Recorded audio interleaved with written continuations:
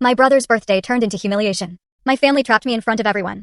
Can you imagine your own mother, the woman who raised you, actually slapping you across the face at your brother's birthday party? All because you dared to say no to giving him your luxury apartment? Because that was my reality just last month. My name is Meline, I'm 32, and I still can't quite believe the family storm that erupted in the penthouse I'd worked my entire life for.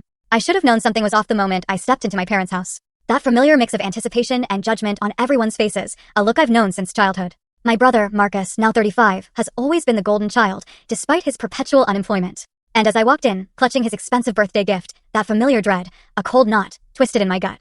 Growing up in our middle-class neighborhood in Portland, the pattern was set early. Marcus, the firstborn son my parents Deborah and Harold had always wanted. Then there was me, 3 years later, the daughter they never quite seemed to know what to do with. Our childhood home was comfortable enough, but the emotional landscape, that was far more uneven. Marcus could do no wrong in their eyes. He'd break the neighbor's window playing baseball indoors. My father would chuckle and call it boys being boys. He'd bring home DS on his report card. My mother would sigh and say, school just isn't set up for creative minds like his. Meanwhile, I discovered computers in 4th grade. I had a natural talent, a fascination with how they worked. I'd stay after school, captivated by early programming. I'd bring home straight A's, and my mother would just nod and say, that's nice, dear, before instantly turning her attention back to whatever crisis Marcus was experiencing. By high school, the contrast was glaring. I joined a robotics club, and my team won a regional competition. My parents didn't even show up.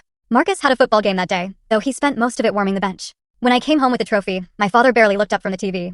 Just don't get too wrapped up in that computer stuff, he said, dismissively. Boys don't like girls who are too smart. When college applications came around, I applied to 12 schools and got scholarships to 8.